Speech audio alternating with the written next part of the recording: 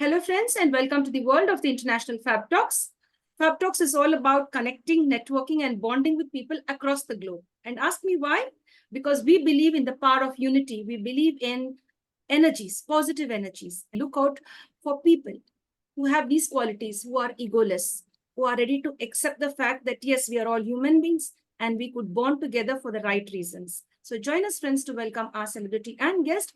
He is Mr.G.Ramasubramanian Ganapathy, joining us from Austin, USA. Hello, sir, and welcome to the session. Thank you, ma'am. Thanks for your invite. I feel very happy and excited to be talking to you. Thank you so much, sir. Thank you for being humble. I go ahead and share your profile and then we begin the session. Sure. Thank you, sir. Now, friends, you must be wondering as to who sir is, what work does he do, and how he has been spending all his time on the professional space. Let's get to know more about him. Thank you, sir, for being here with us. Friends, I go ahead to share sir's profile now in an official way. He is Mr. G. Ramasubramanian. He's completed his bachelor's in engineering, that is B.Tech in engineering, they say bachelor's of technology, to get that very right. And he's completed his M.B.A as well. He's completed his M.Sc in Counseling and Psychotherapy. He's a wonderful trainer by choice. When you say by choice, you put in a lot of more love. If it is by choice, there's more love, more energies into that. And he trains with passion. So training is a passion within him. With more than 15 years of corporate experience, he's one of the most sought after trainers. People really love him for who he is and the way he trains people. He loves activity. He loves to keep it vibrant and energetic. And he's very sought after. Guess where? Number Chennai. In Chennai, people just love him, not only in Chennai, across the world. Now, he is also a certified trainer from the Indian Society of Training and Development. He is also a certified NLP trainer from IPANLP. Let me get that right, and a Master Practitioner of NLP from NFNLP, that is from Florida, USA. Now, friends, when people go ahead and try to improve themselves, get certified for the reasons, we should appreciate their hard work and all that goes behind the scene to become one of the best psychotherapists and trainers that the world would require. Now, sir is here with us. And as I earlier mentioned, he belongs to the engineering stream. He's also an M.B.A degree holder and has done his M.Sc as well, as I earlier mentioned. He is also a certified life coach and a psychotherapist, certified life coach from Alliance, Canada. That is really great. And he is also a licensed and certified transformational coach by ACI, Academy for Coaches India. And he has conducted more than 1,200 days of training for corporates, faculties, and the general public. Trained more than 25,000 plus people across the globe. And friends, he is also one of the persons having rich experience with regard to coaching, and he has contributed more than 1,300 hours. If I get that right, 1,300 hours. He has been powerfully coaching individuals from various walks of life. He has spent 20 years of industrial and corporate executive experience, and he is here with a lot of energy to share what he has gained through all of these years by connecting with different individuals, not only at the corporate level, but even at the normal, level where people just connect with him on an everyday basis. And as well as a trainer, people really love him for who he is. His activity-oriented teaching and entertaining skills make him one of the favorite. So when you do something, always see there's a bit of humor, but the humor should not hurt anybody. So it should be entertaining, but at the same time, there should be a lot of respect and dignity. And that is what Sir focuses on, entertaining people, but giving them the right kind of message with humor. He specializes in NLP. Now, today, I personally want to know what is NLP. I've heard it from many people, and I'm still not getting it right. So I'm sure many of you would be there, the same wavelength as me, not getting it right. So we'll get it right from Sir. So he specializes in NLP-based learning programs with emphasis on self-awareness, freedom to choose, effective communications, and definiteness of purpose. Many of us have lost this, the definiteness of purpose. Now, why are we on this universe? Or why are we here, to do something on this planet? Are we doing the right kind of thing or the wrong thing? So let's, change the pattern of our thinking. And I hope NLP helps us to do that with Sir's guidance. And Sir has this connection with positive psychology, and other modern management frameworks. And it also gives him a special high, that is the unique selling proposition of handling the entire gamut of soft skills. So when we talk of soft skills, it is our celebrity and guest is Ramasubramanian Ganapathy. And he's been interviewed by several people across the world and has been featured in many leading magazines, on television channels, and he has written 4 books, 3 topics to mention a few here: emotional intelligence, NLP, goal setting, etc. And the 4th book is a fictional one, and it will be soon out. He's also a haiku writer. Now, what is this? I don't know. I would love to know what is that. And he conducts haiku workshops, and his wonderful client list, my dear friends: Britannia, TVS Group of Companies, L&T, Toshiba, Titan. Just to name a few, I've just skipped a few of them: Orient, Black Swan, BGR Energy, Bajaj Alliance, Reserve Bank of India, Chennai Petroleum Corporation Limited, Scope International, Craftsman, Automan, and many, many more. I've skipped a lot. And his focus on training, where does he excel? He excels in the space, that space called as NLP, creating self-awareness and goal setting, communication, team building, understanding leadership, execution of skills, the soft skills, you could say, even the other technical skills too. It could be that, sales and marketing, yoga, meditation, and hypnosis. And here we have a magical person right in front of us. Let's get to celebrate his journey and get to know how we could also be the next Ramasubramanian. We want people like this, using every second of their life to better themselves and the people around them, to give back to the universe in a larger way. Join us, friends, to have a wonderful time and get to know the lifestyle and the way Sir conducts his training sessions, because I'm enthusiastic. He says activity oriented and with entertainment and haiku. What is all of that? Join us. And thanks to our viewers who have joined us, to all the other guests as well. Hello, sir, and thank you for being with us. It's a privilege and an honor to have a person like you amongst us. Now, I have just shared your profile in a very brief way. Several people would love to know about you. They would like to hear it from you in your own words. So I'm Ramasubramanian Ganapathy, basically a mechanical engineer with around some 20 years of industrial executive experience.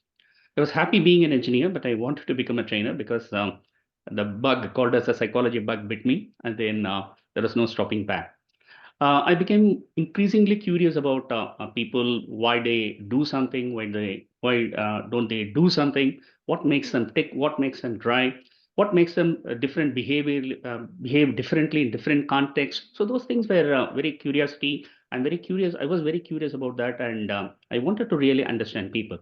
Particularly, I was focused on understanding the positive intention or the secondary gain between people. So what's drive them? That's not evident.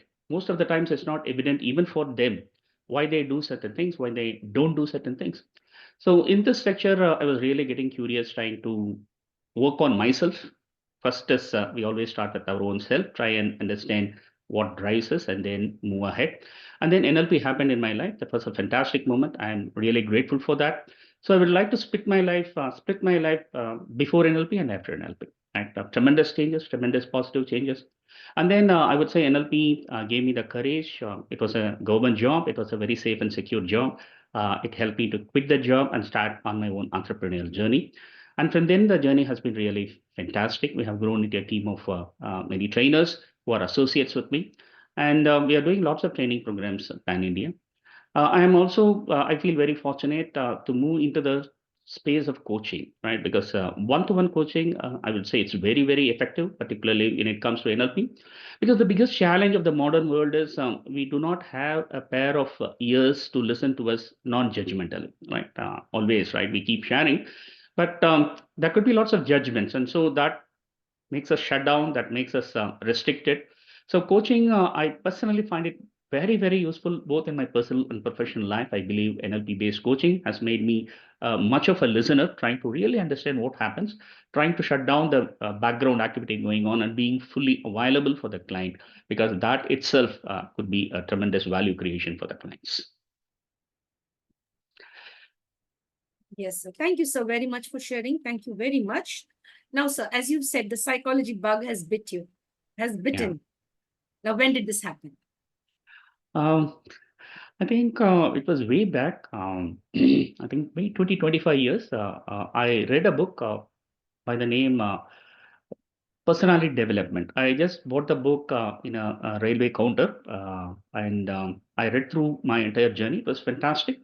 It was focused on behavioral changes, right? A few inputs which I still got from that book is action cures fear. If you're afraid of something, then the first thing to do is deal it with an action. Action cures fear. And then the second insight which I powerfully got from that book was there is always scope for improvement. Whomsoever or whatever level we find ourselves, there is always scope for improvement, and we need to understand what is that we really want to become in life. So these two insights were very powerfully propelling me towards the concept of psychology. And then I read lots of psychology magazines, and those magazines were very fabulous, trying to they were giving me insights about behavior. And personally, I believe the biggest challenge for any modern manager is understanding his team members, right? The mind state of the team members. Let it be leadership, let it be a manager, or even let it when it comes to even a family, right? If you are able to understand our family members, their pain points, their needs, their wants, and if you're able to understand them and satisfy them to the best of a level, the relationship increases. So I felt that it gives me a lot of scope to deal with my team members. I was a production engineer then, and then I felt the results, very powerful results. And remember, right, one another insight which I got from that book is if we change, people around us change. So unless we don't change, we can't expect other people around us to change. There is always a status quo, and we need to take responsibility for that relationship and initiate a change from our side. And once we change at some level, it's very difficult for the other person not to change. They also will change because that's how the relationships are built. Excellent, sir. Excellent. That's very nice. Thank you for sharing. Now, sir, as you mentioned, family. We have to understand the feelings and thought process of our family members.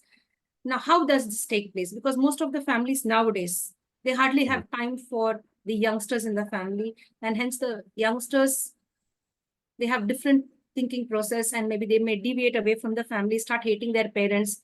Now, if you could, with all the experiences that you've gained and through the NLP technique, how could you help a set of parents to take care of their young children?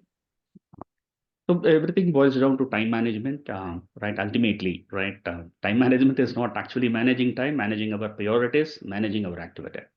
So at a very conscious level, we need to understand, see, if something is working, we need not disturb it, right? If some relationship is good, we need not disturb it. But if we find that there is some sort of misunderstanding, miscommunication, a sort of tension, a sense of uncomfortableness building on, then it's time for us to invite the person for a quality time, right? What we normally call it as a quality time. It's not together time. Of course, quality time can be placed within a together time. Together time is going for a picnic, going for a movie. All those things are good. At the same time, if we can arrange a space or create a space for a quality time and be really curious and open up channels of communication, be very forthright and say that I find that we are having some uncomfortableness in dealing. So I would like to really understand the reason for that because I would really like to have us have a relationship back, right, as it was in earlier days. Now I just want to know, is there any problem from my side? I would want to get that. And so I would really like to listen to you and tell me, is there anything I can do to improve the quality? So this, as you said, right, is the listener's mindset. This is the coach's mindset. This is the mindset of a person who is really caring and who is observing and who really wants to improve the quality of the relationship. So everything starts with the invite framework. And believe me, it requires lots of courage. It requires lots of courage to invite a person with whom you don't have a smooth relationship. And it sorts of, it makes you vulnerable, but at the same time, it could be very, very effective. So everything starts with an open and honest invitation for the quality time. Yes, sir. Thank you, sir. Thank you very much for sharing your thoughts on that question. Now, sir, there are many people like me, our guests and our viewers as well. We are still not able to understand the real meaning of NLP. If in simple words, you could put it out for all the commoners like us, what does NLP really mean? Okay. So if you look at the word NLP, neuro-linguistic, there is a small hyphen between neuro and linguistic. It's actually a single word. So neuro refers to a central nervous system through which we get all the experiences, right? Seeing, hearing, smelling, tasting, touching, all those stuff, all the experiences are made possible only through our nervous system. So that is the word neuro. But then once we get the experience, what do we do that? What do we do actually with that? That's a very important question. Something happens, and what do we do that? We tend to interpret that and give a meaning, right? We are meaning making machines. We are meaning craving machines. We can't live without meaning because of the language faculty we have. So that's the linguistic part. So normally one example which I normally give is that is an employee and normally his boss comes in, he gets up from his chair and wishes him good morning. The boss normally cheerfully wishes him back.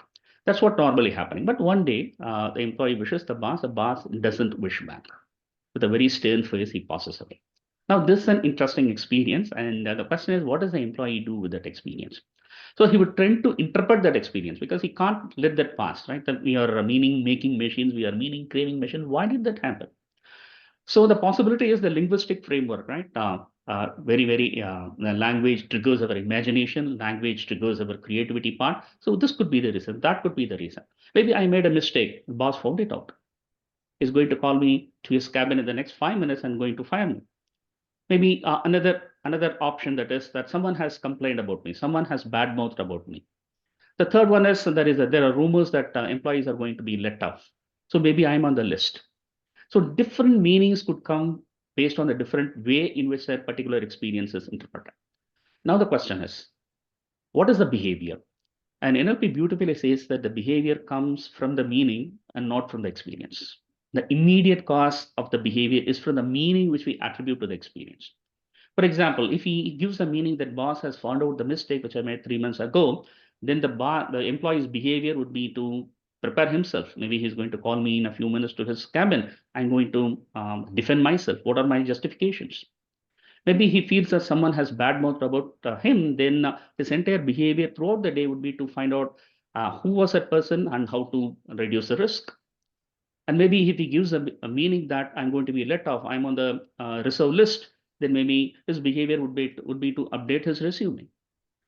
So the experience is the same, and how the person interprets that experience is what matters, right? And so there are positive experiences in our life, there are negative experiences in our life.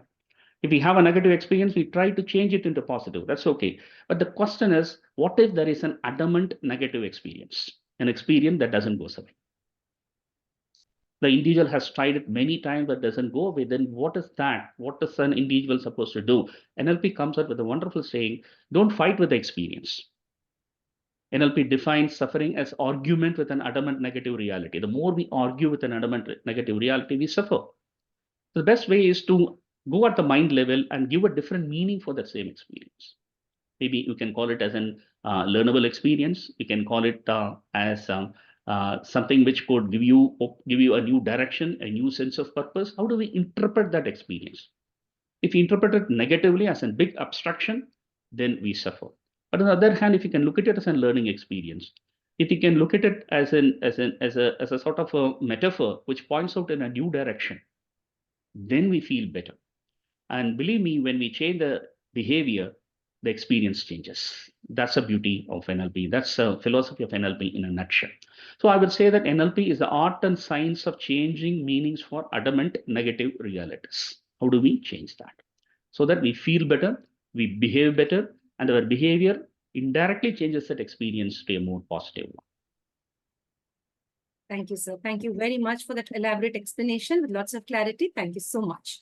Now, sir, I'd like to shift from the professional space to your personal space. Now, we'd like to know you as a person.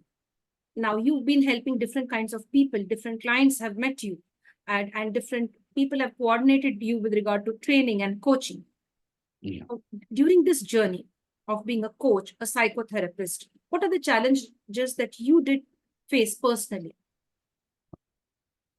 You mean to say in my career or when in your career, what were the challenges that you faced as a trainer, as a coach? You've been training more than 25,000 people across the globe. Now, you might have faced certain challenges, and how did you overcome that? Sure. So I would say that I would start with the positives, right? And then I will move to the challenges. So one of the biggest benefits that I had was I was NLP, right? I went through the entire processes, was able to get some wonderful frameworks. So frameworks are something like they are cheat sheets. They help you to solve a problem. If there is a conflict, there is a cheat sheet from NLP. If you feel depressed, there is a cheat sheet. There is a technique from NLP. And let's say if you feel nervous, if you're anxious, there is a way in which you can work. And NLP makes you everything a very clear-headed person. All those stuff, they were the positive things that really helped me, gave me confidence to quit my job and start on my own. And once I was practicing myself, I found very huge changes within me, right? The way in which I was able to deal with the relationship, the way in which I was able to deal with my emotions, not being very reactive. My reactive levels really came down. I was able to observe that. So all those things are there. So, and also I read lots of books, and I kept on updating myself. So those were the positive things that were there to give me an impetus to move into this career. And the biggest challenge which I faced was how do I sell and market myself? Right, that was the biggest challenge because I was more of an executive, right, doing executive and managerial jobs, doing dealing with different projects. So that was perfectly okay. And I feel that that's of great use now when I train and coach people from business and executive backgrounds. That was another biggest advantage which I had. But the challenge was how do I sell and market myself? So initially, I had to align myself with various training organizations. They were marketing for me, and then my mentor sensed this somehow, and there was an interesting conversation which I had with him, and he found out he gave me a very strong feedback saying that you are not an entrepreneur, you have just changed your jobs, right? You were employee now you are associating yourself with training organization, and still it's more of a employeehood, right? You are not an entrepreneur. And then that gave me a very strong jolt, and then I understood what he was trying to say. I understood that I need to sell and market myself. I need to build a brand of my own, because ultimately, without that, right, without ability to sell and market myself, right, I'm still doing another job. So I went through lots of coaches, and I got various input from my network. There were a few people who are very good at selling and marketing. I had very interesting discussions with them, really talked to them about all those stuff, and then learned and started my own organization and started marketing and branding myself. So that took around a space of 2 to 3 years. Now I still collaborate with some organizations on a long-term basis. They have been my close friends, close collaborators. But I would say that 60 or 70% of my clientele are my own. So that was one of the biggest challenge. When it comes to actually the concept of training, I would say we have a template, right? We know what is there. We do a training need analysis, try and just deliver the frameworks. But the real challenge comes when you move from being a trainer to that of a facilitator, right? The trainers themselves, the people who are training, they can get all the resources right from the internet itself, right? For example, emotional intelligence, they can choose to get all the required slides, all the required information from the internet itself. Then why do they need us? That was the biggest challenge which I faced. Then I understood that a training is more of a facilitation, particularly in those days when the information was scarce. Maybe the training methodology could have been useful, slide after slide, workbook after workbook. But now people are very well equipped, particularly corporate people. They are well equipped. They know what is emotional intelligence. It's maybe they are having more knowledge than me. Then the question is, how do I move into facilitative? How do I really make them open up, talk about their challenges, and then discuss ways and means? We call it as co-creation of strategy. It's not me saying do this. It's me saying let's together work. Let's create more choices. That's why I love NLP. NLP is all about awareness, creating more choices. So how do we define a victim? A victim is a person who doesn't have any choice. Maybe many challenges, right? Many people would have the same challenges. Even senior managers, I find them challenging. I find them challenged. They have only one strategy to keep on working at the same problem again and again. And they may not be in a position, they might be getting stuck up so that they are not able to create other options. So that is where the training facilitation comes in. Right? We call it as a concept of deletion. All other possibilities have been deleted in the client's mind. Now, why can't we create more awareness? Why can't we help them create more choices? So ultimately, it's all about creating awareness, helping them create more choices how to deal with the challenges in their life. And believe me, we need not give even one advice. And everything comes from their own, because NLP believes people already have all the resources they need. So we define the problem, ask them to understand how it affects their own life, ask them to become aware of what is their current coping methodology and strategies, and ask them how effective they are, and ask them if there is a need for them to invent new other ways of possibilities. Then we present a framework, help them create their own strategies. That's where the magic happens. Thank you, sir. Thank you for sharing. Now, sir, many of us would be really happy if you share a few moments from your college life. You've completed your bachelor's in engineering and you've done your MBA as well. So how was your college life? Were you were the one who bunked college, or you were very studious? Yeah, I had multiple interests. I was very interested in movies. I was a voracious reader of both English and Tamil crime novels, right? Thrillers, suspense. I have read the entire gamut of Agatha Christie. I have completed Alistair MacLean, all those stuff. So I will always have a book with me. And basically, I was an introvert. But then I found myself, I'm able to establish connection between some serious people who are really interested in what I'm interested. Now I have moved away from that phase, because now I am more of a business owner. In that college, I had the freedom to be so. So I had a good amount of friendship, but at different level, they were able to interact with me at different level. So bunking classes, yes. If someone doesn't that, I wouldn't really call him a student, just to be on the funny side, right?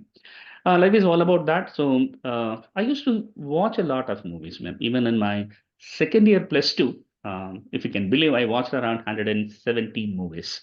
So it was almost a movie every 3 days in my critical time. So somehow, right, I was interested in spirituality. I was interested in movie going. I was interested in novels and reading. I was interested in cricket.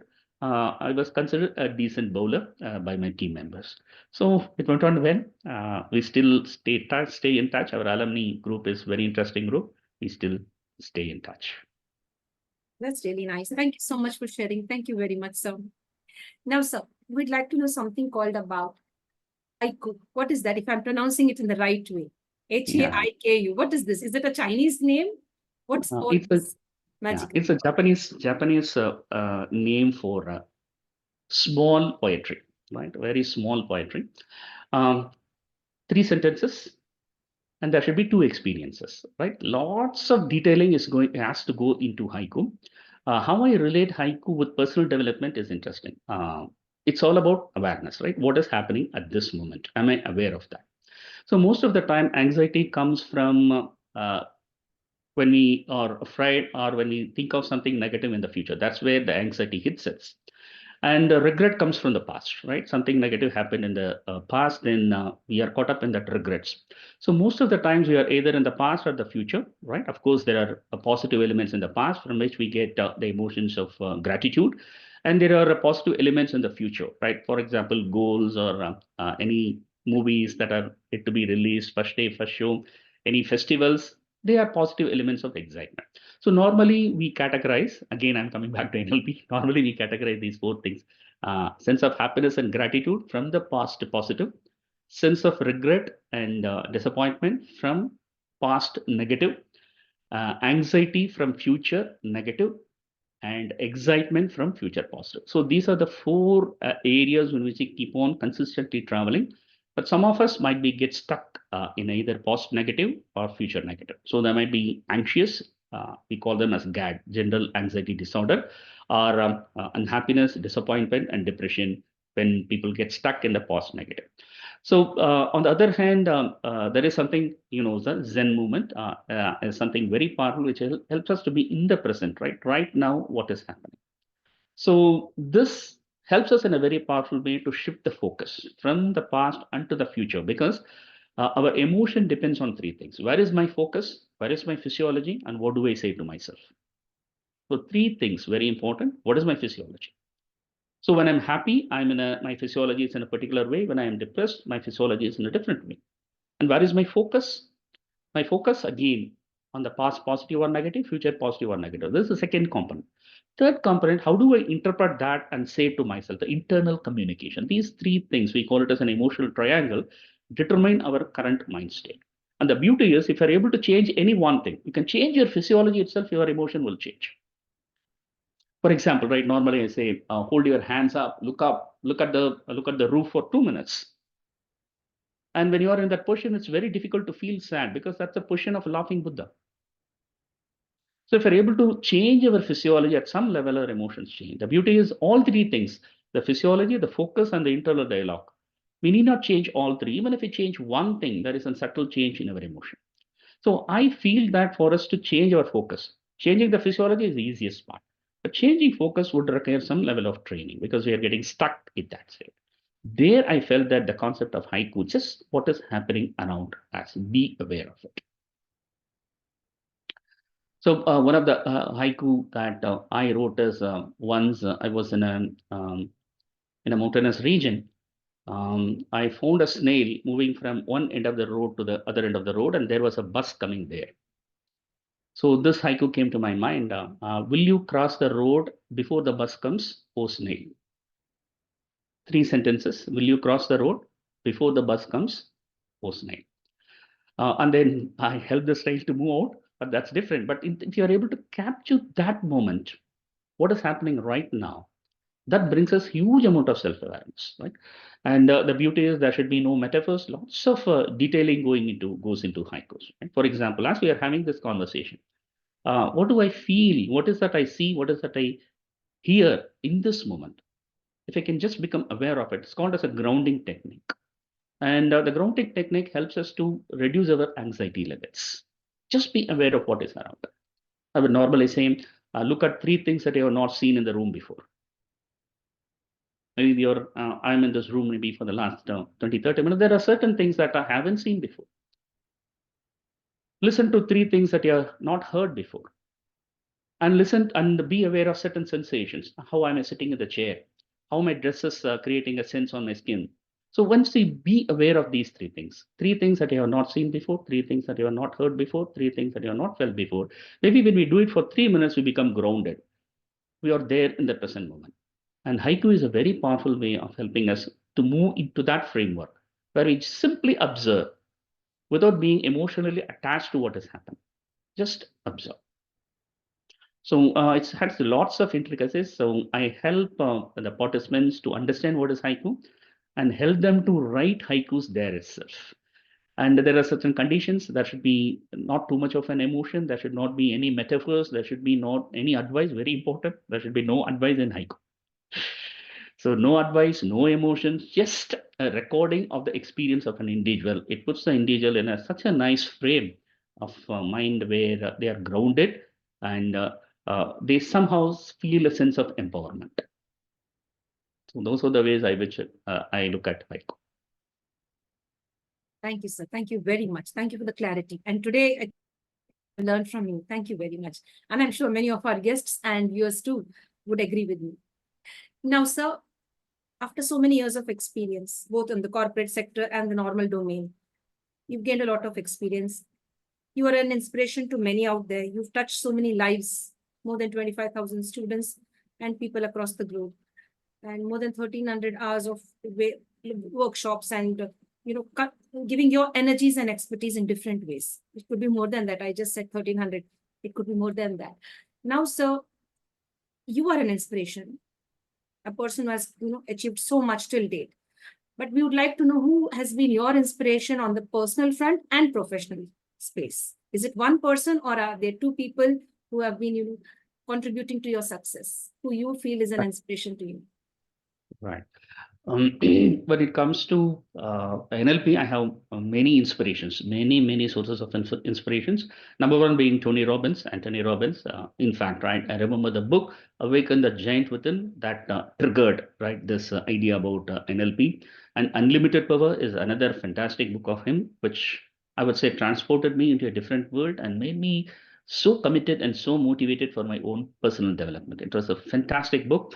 Uh, and later I came to know that when the publisher of Tony Robbins said we'll put it in two parts to make it more viable as a business process, he said no, I'm not very interested in the business end of it. I want to present all my ideas and insights into this book. So that would be a very powerful book, which I would really recommend to the viewers here. And Tony Robbins has been, I haven't met him except on his few videos, but still, that book has been a powerful source, and I would say that his enthusiasm and energy personified. And another thing is, I found him as his ability to really care for people. That is very obvious in his interactions. He really goes deep into the person's psyche and tries to unravel all those things. So he has been my very powerful mentor. And I would say a mentor in the sense, an imaginary mentor. I haven't met him in person, but still, right, Drona Ekalaiva, right? That's concept, right? I would ask, what would Tony do in this situation? So that gives me lots and lots of inspiration and way forward. And there have been other very wonderful trainers and coaches. I couldn't really name them. I find something exciting in each and every one of them. So I tend to choose this aspect from this aspect from this person. So that I think helps me in very many ways. So Tony Robbins, to name one. Yes, thank you, sir. Thank you for sharing. Now, sir, with regard to your profession as a trainer, as a coach, as a psychotherapist, and all of that, you include oriented based activities, or you connected with activities and entertainment. How does this happen? Because there are Okay. some people who only focus on training and then that's done and then we are out of it. But then if you're putting entertainment, if you're focusing on activities, so it will add and enhance the time that is given to you as a trainer or a coach. So again, the lead comes from NLP, where NLP defines there are different type of learners. Talks about different type of learners. Some people are more visually interested in learning. They would require videos. They would require our physiology, our presentation, the way of gestures that would impress them. There are other type of learners who are more auditory in nature. They are more attuned to the tune, right, in which I am speaking. Maybe if I'm able to have a conversational tone with them and avoid an authoritative or a monotonous tone and work on a conversational tone with them, I'll be able to reach them. There are other type of people who learn by doing things, right? Of course, we all have all these combinations. And so learning by doing is a fantastic way, very fantastic, powerful way for us to understand the concepts. So give a challenge, a small challenge, and help them, divide them into groups and help them operate on that particular challenge.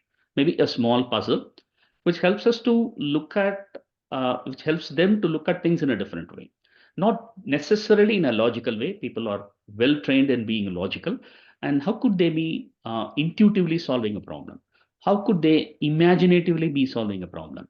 So in that sense comes the concept of out of the box thinking. So give them a challenge, and definitely the challenge is very difficult when they try to approach it logically, but if they're able to use their imagination and intuition, then they're able to come out with wonderful ways.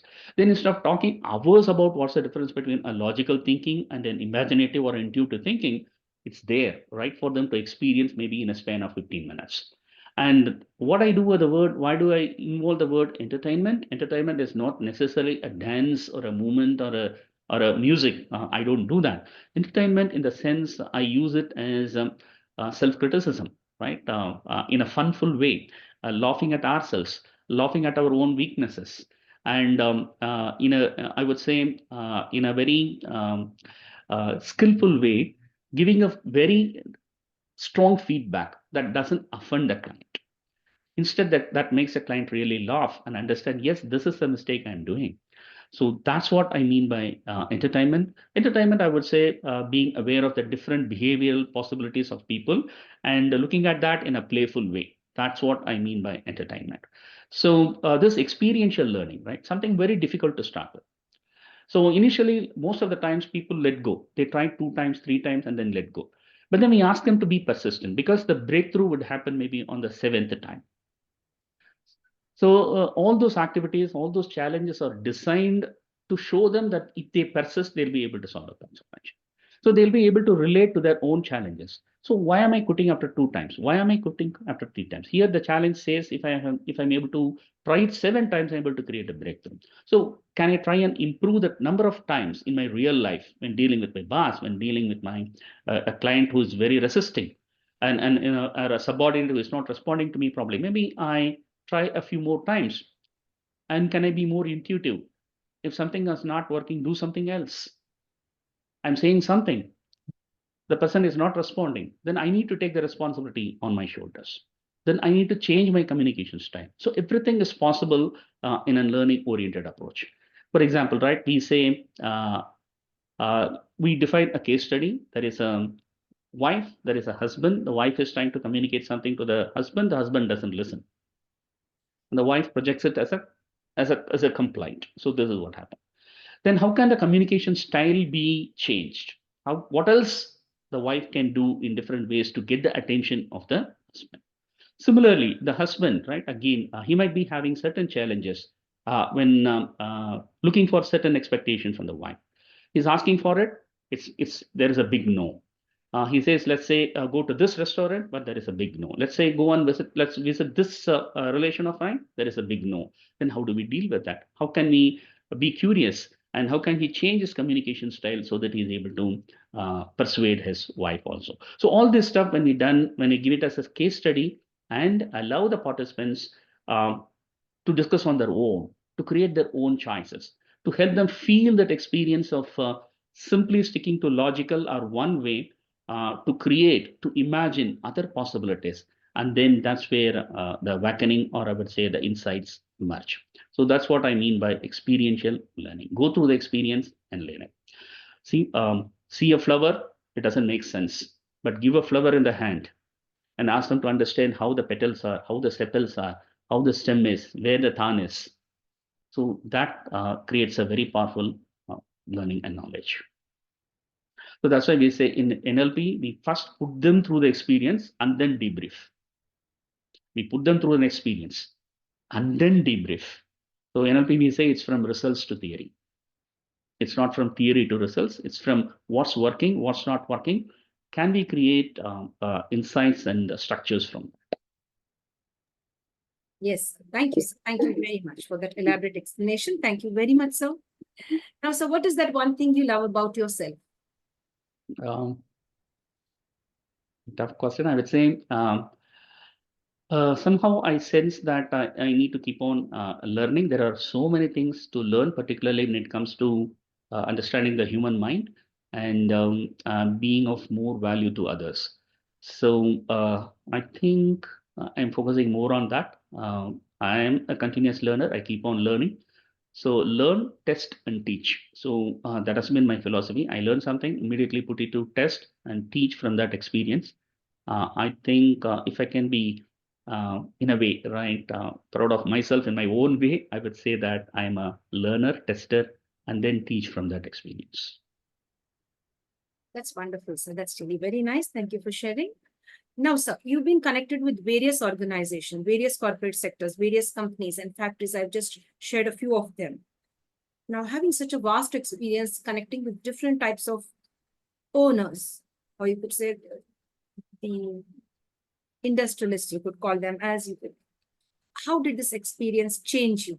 Because different companies, different industries, different corporate sectors, they have their own set of rules and regulations. They would want you to be in tune with their rules and regulations while taking a training session or a coaching session. So how did you balance that?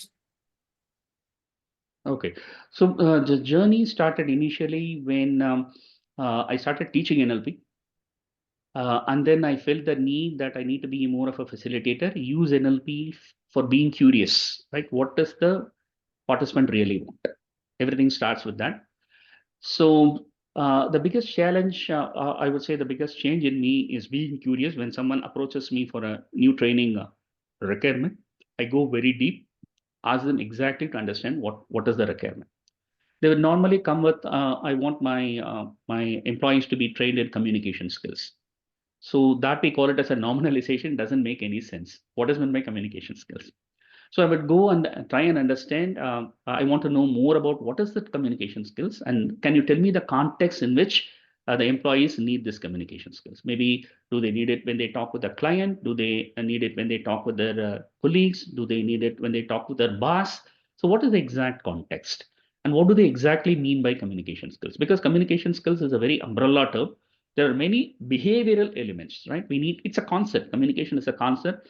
We need to distill it into very specific chunks of behavior. Otherwise, the training program will not succeed. So do you want your employees to listen more attentively? Do you want your employees to ask more questions? Do you want your employees to have a more positive body language with a smile? What is it you exactly want? Or do you simply want your employees to speak better English? If the thing is better English, then I would say I would recommend a spoken English program would help them more. But what they need to learn what is active listening and help them really listen actively to their clients, because lots of preconceived notions would interrupt the rapport between them. So what is active learning and what should happen during active learning? So maybe that could be developed as a model. And the tonality itself, how do they speak to the client, to the boss? That could be there needs to be, there may be cases where adjustments have to be needed. See, most of the times we are not aware of the impact of our communication on others. And very few give it as a feedback. Most of the people will just pass away with it. And we might be wondering why my communication is not actually working. So getting them ready to receive feedback itself is a very important part of developing their communication skill. They need to be open to receive feedback. And if feedback is not there, they need to be curious to ask for a feedback. That I would consider as an important part of improving their communication skills. So communication skills is not just about language. It's not about grammar. It's just not about dictum. It's about how you listen more, how you are really interested, how you ask your questions, and how open are you to receive feedbacks. So all those things are an integral part of communication skills. So we need to go much more deeper and try and understand where is the challenge, and then around the challenge we can develop modules, activities, very interesting modules, very interesting activities, so that they are able to find value in the program. Ultimately, any training program, any coaching program should result in a change in behavior. So that's the ultimate thing. So we can focus and deliver the training or coaching program based on that. Thank you, sir. Thank you very much. Thank you so much. Now, sir, we'll talk about your journey as a writer. When did this begin? You've authored 3 books and the 4th one is also on the page. So how did this journey begin? Remember, I was a voracious reader. So normally, right, a voracious reader tends to become a writer. A voracious reader of poetry tends to become a poet. So that's how, right? I would say how impressed we are by something, then we tend to do that. And we call it perception is projection. Unless we have the skills and capabilities at some level, we'll not be attracted to that in the external world. We call it as a perception is projection. So in that sense, as I was reading lots of novels and things, I felt that actually my dream was to become a writer.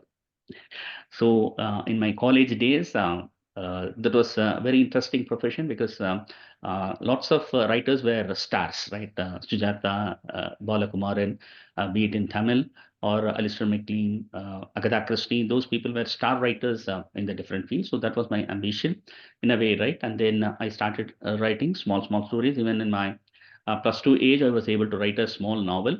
And then we were doing handwritten magazines. That was another interesting milestone in my journey, where we were able to write short stories, poetry, and all those stuff. So I found there is a structure to writing, and if I'm able to present the structure in a nice way, I'll be able to get people. And then I started writing stories, mini novels. They are not big ones, mini stories, and they got published in magazines, Kalki, Ananda Vigadan, those magazines they were published. And then I compiled them and put them as my first book. It's a work of fiction. It was in 1998, I think. I just published it. But then, NLP happened, my priorities changed. And instead of wanting to become a writer, I wanted to become a trainer and coach. And then I found the books as very powerful branding tools. The books were very powerful branding tools. I look at the books. You give a visiting card to a person, the visiting card, the person throws it away, but give him a book, he places it very safely in his bookshelf, right? So it's a very powerful marketing tool, and most possibly he at least glances through that. So I got the idea we can use books as very powerful branding and business building tools. And that's why I wrote 3 books. One is about basic personality development. It's all about emotional intelligence. That was way back in 2004-5. And then the second one was goal setting. How do we set a goal and how do we reach that? The third one is the recent one, NLP, right? My entire experience, I condensed that into 2 books, one in English, one in Tamil. NLP, the easy way to success. So that's my ongoing journey with respect to book writing. Yes, thank you, sir. Thank you very much. Thank you for sharing that. Now, sir, did you visualize all of this as a youngster, as a little child? Did you have this vision that one fine day I'm going to be a coach, I'm going to be a psychotherapist, or maybe an author as well? Did you all visualize all of this, or you had a happy, lucky childhood, like you were just playful? The transformation happened later, in a later years. Yeah. I would honestly say that I was fortunate, right? Enough, right? I didn't go through any stages of desperation. It was, I would say, a very positive journey. I got my degree and then also got into a government job. There was lots of time for me to really practice reading, all those stuff. So the biggest challenge was to let go of that secure job. Let go of that secure job was the biggest challenge. So I had to influence, of course, my wife, my family members, because there was a lot of stability there. But I invited my family members and my wife to my training programs to help them understand my levels of passion and commitment.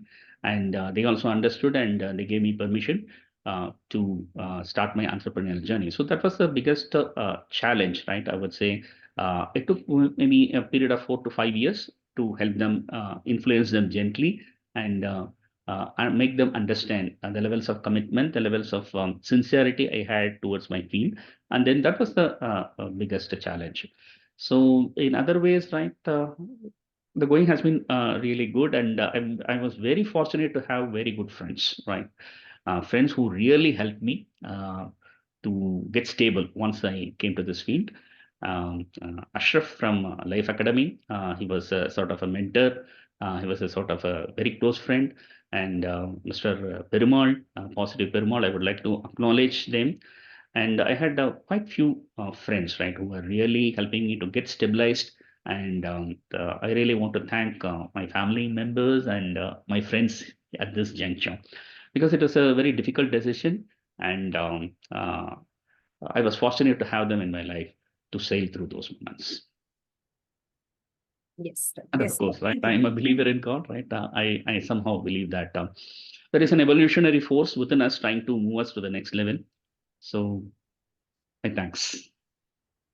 Yes. Thank you, sir. Thank you very much. Now, sir, as a psychotherapist, I'd like you to share your thoughts and views, and how do you connect with the youth? Because many of them are oversensitive. Most of the youth today, they have the suffering of childhood trauma. Most of them, most of them means in the sense that I have been connected with them. The people who I have come across who connected with me, the only complaint that most of them had is they are suffering from childhood trauma. They can't overcome the pain that their parents have given them during their early childhood days and teenage years. So how does psychotherapy play a role in transforming their lives, in changing their thought pattern? If they could reach out to you and seek help, I would really be happy. Okay. So to be honest, I am more focused on coaching, right? Business owners and executives. And if they feel that the change is not possible, it's very difficult for them to change, then we need to go and investigate their past to try and understand certain situations in which they were able to get some negative beliefs, which is not preventing them to moving forward. It's like you keep pushing the accelerator, at the same time you're also pressing the brake. So if they have a motivation to change, but still at some level, they find it very difficult to change, and then I go and investigate into their past. I understand what happened at what time. So generally, I haven't worked because they are not my target audience, because I want to brand myself so that I can create maximum value to the target audience to whom I'm comfortable with. So given my age, I'm more comfortable with 35 and to 65. That's people really listen to me, open up. But I do think about the current challenges where teenagers are there. So I look around, and personally, honestly, I find them with a lot of energy, right? Lots and lots of energy and lots of opportunities. Right? At the same time, there might have been some painting moments in their past. So I think it's an onus on people who care for them, right? Let them be their teachers, let them be their lecturers, let them be their well-wishers, relatives, or even family members, to understand their pain points, become aware of it. They need to become aware of this might be the challenge, and how they can deduce that based on certain resistances, tantrums thrown by, and then it would be better for them to lead their wards and sons and daughters to a sort of I would say a person. It need not be a very I would say in the form of after perfect counseling or coaching, just a person whom which they can talk about, like a family friend. So they need to. I personally, as I said, right, it's very challenging for us to get a pair of non-judgmental ears. So if it is possible, and if those youngsters are willing, if they can have a pair of non-judgmental ears to which they can share, and believe me, once they share, half of the burden is gone. And then if still they are able to understand that they have the internal resources to deal with any negative experience in the past, they're able to get that insight. I was a youngster then, I was a small child then, I didn't have the resources to deal with that experience, but now I have grown up. Now I'm more mature. So it doesn't mean that once in a time I was not capable enough. It doesn't mean now I'm not capable enough. It means I am capable. So we call it as a reparenting our younger child, right? The individual has to go back and reparent their own inner child, right? Because the inner child has been traumatized, but with the understanding that as a child maybe it didn't have the additional resources that were required, but now they are in a much better stage in their lives and they are more mature. They can handle their own resources. They need to educate and retrain their own inner child. So there are ways and means for that. Everything starts with opening up, talking about their problems. So if at least, right, it need not be a counselor, counselor, psychotherapist, because that puts off people. You ask an youngster, come, let's visit a counselor, come, let's visit a psychotherapist. No, it doesn't work. So maybe we can, if they are interested, again, everything NLP is only through invitation, unless you are an authority person. You are a boss, you have a subordinate, then you can bring in some NLP interventions. Otherwise, NLP is only through invitation. So maybe we can arrange for a casual conversation with a well-wisher, where they can open up, talk about their issues, and seek help. And I think that would be very much required in this modern day, where we give opportunities for youngsters to open up. And the second thing is, which I think is, give them very strong role models. Nowadays, the role models could be more of sports people, celebrities, but moving away from them, yes, still they can have them, but apart from them, if we can bring in some role models who are good in leadership, who are good in business. Right? There was a small Kirana store here, now it has become a departmental store. There is excellence in that. There is success in that. If you can bring that person as a role model, right, there is huge chances for the youngsters to be inspired and take their life to the next level. Wonderful, sir. I really like the way you put that. So well you put it. And the best part, that one-liner which you shared, a pair of non-judgmental ears. That makes real great sense. That yes, the youngsters or any one of us who are undergoing different phases in our life, maybe a low phase, we always want a pair of non-judgmental ears who could really listen to us and give us a chance to vent out, and such that we open out and share what's going on within and seek the right kind of help. Thank you very much, sir. Now, sir, with all the professional experience that you've had till date, the proudest accomplishment amongst all, the wow moment in your life. Moment I did my master's certification training program. So we need to do multiple levels of NLP certification. We start at foundation level, we go to the diploma level, and then practitioner level, and then the master's certification level. So that was a very proud moment for me when I did my first master's NLP certification from, I would say, from guidance from my mentor and trainer. So that was a very interesting moment for me where I felt that I was able to create around 12 certified NLP master practitioners. So that was a very proudful moment for me. And at that time, when I look back, right, I feel that that's a very strong indicator that I have been on the right path. I am on the right path. So my first batch of master NLP practitioners, that was a very defining moment for me. Yes. Thank you so much. So if you were given an opportunity to relive somebody's life as a project work, as a task, we hand over a time machine in your hand and we request you to click the button that will take you into the past era. This is an imaginary question.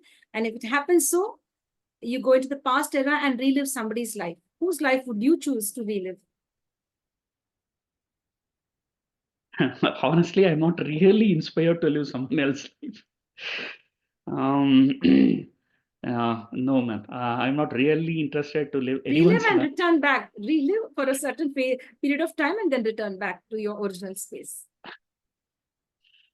I haven't thought about this question, but still,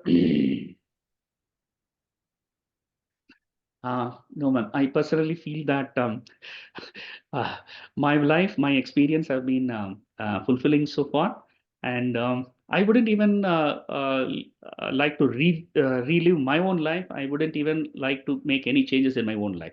The things have been good so far, so I would like to continue from here and look forward. That would be my perspective. Wonderful, sir. Wonderful. Much appreciated. Now, sir, how do you want people to remember Ramasubramanian Mm. and why? As a person, who was very friendly, who was really interested in their development, and this is for my clients and the person who helped them create more choices, become aware and create more choices. That's how I would like to be remembered. With respect to my friends, as a person who had jolly good times and helped and asked for help whenever it matters. So that's how I would like to be remembered by my friends. That's wonderful. That's wonderful. Another question, sir. Now, are you a person who loves pets or you don't like having any pet around you? I haven't actually thought about that. So I can say that I'm not interested in pets. I just, whenever I see a puppy or a dog, I am interested in observing them, but I don't like to have pets. We respect that. Yes. Now, sir, another important question. Anything that time was. But again, let me. There is no judgment. If someone wants to have a pet, it's their way of life. It's their choice, and I would very much recommend them to have it. No issues from my side. But right now, I'm more. I would say more with my own self. So as of now, I don't find a need for having pets. I can say it like that. Yes. Thank you. Thank you for sharing. And you're very polite enough to, to again go back and to say that I don't have, it's not like that. I don't like to see other people having pets. I love them, when they have a pet with them. But of course, me personally, I don't like to have a pet for the moment. That's really nice. Thank you. Answered, sir. Thank you so much. Thank you very much. Now, sir, now we talk about traveling. Now, with regard to your profession, do you have to travel across the world or different parts of India in order to conduct your training sessions and coaching sessions or one-to-one sessions that you have, or is it through Zoom or it's hybrid? Yeah, I need to travel mostly 3 or 4 times a week when I was in India. I need to travel almost 3 times a month we need to travel. So I love traveling and going and meeting their place, meeting people at their own space. That's something very interesting. And nowadays, right, we are moving into more of online mode also. Particularly, I do one-to-ones online, and I also do group coaching programs online. But there are also instances where I actually go to the corporate's training space and then do training programs for them. So maybe around on average 2 to 3 times a month would be the average in which I travel. Yes, sir. Thank you, sir. Thank you very much. Now, towards the end, I wouldn't want to take much time of yours because I know you're a busy person. You've been giving a lot of your time today and sharing your expertise with us, both on the personal and professional front, creating a positive energy over here. Now, sir, I would like you to give a wonderful message to all the people, the youth, the middle-aged and senior citizens. What is the message that you would like to share with each one of us?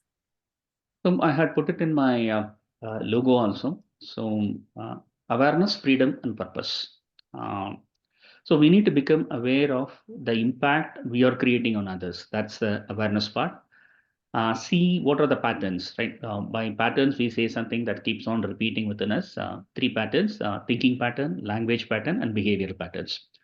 So these 3 patterns, we keep on repeating them mostly at an unconscious level. We need to become aware of the patterns, right?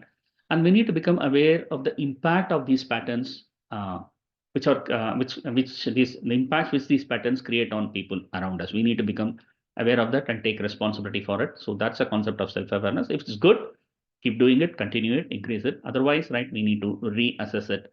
So that's the second thing. The freedom is having more choices, right? More, not getting stuck with one or no choices. Ability to create more choices, because we equate freedom as the more the choices we have. So normally we ask this question: is should life be a set menu or a buffet menu?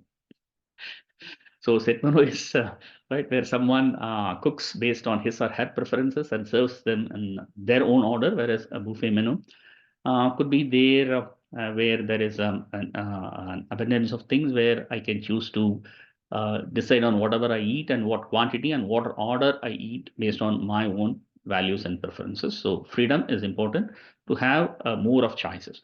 So when it comes to decision making, one question that normally NLP teaches you to ask is this going to increase my choices, or this decision, if I make this decision, is it going to increase my choices or decrease my choices?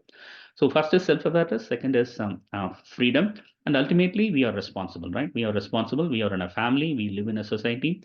We are moralistic in nature. We need to have a responsibility, and that's a definition of purpose, where we can create more value for ourselves and also for people around us and the world in general. So awareness, freedom, and a purpose. So that is what I strive to live by, and that is what I would like to advocate. Wonderful, sir. Thank you so much. It is awareness, freedom, and purpose that will really make your life more beautiful, and you can concentrate on building a beautiful space for yourself and for others. So we look forward to many more interactions with you in the near future as well. I had a great time getting to know more about the work that you do and how you influence lives. You explained everything very clearly. The different questions that I put forward in different ways, you answered it very professionally. And the personal questions that I posed, you answered them from your heart. So I thank you so much for being here today with us. I'd like to extend my thanks to all the viewers and the guests.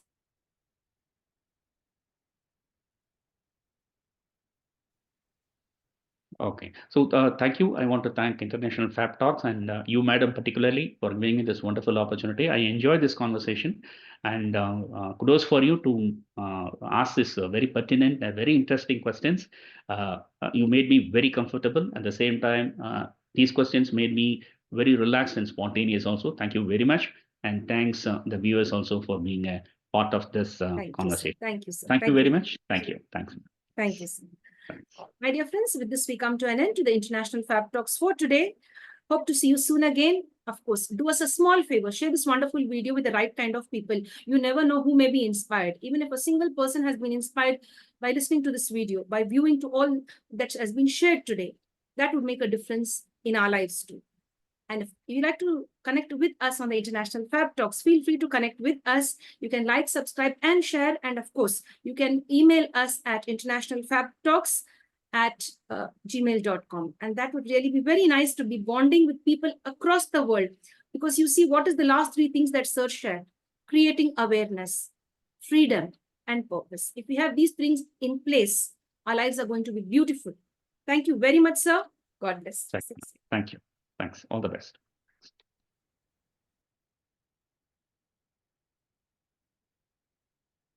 Thanks everyone for being here. Thank you so much.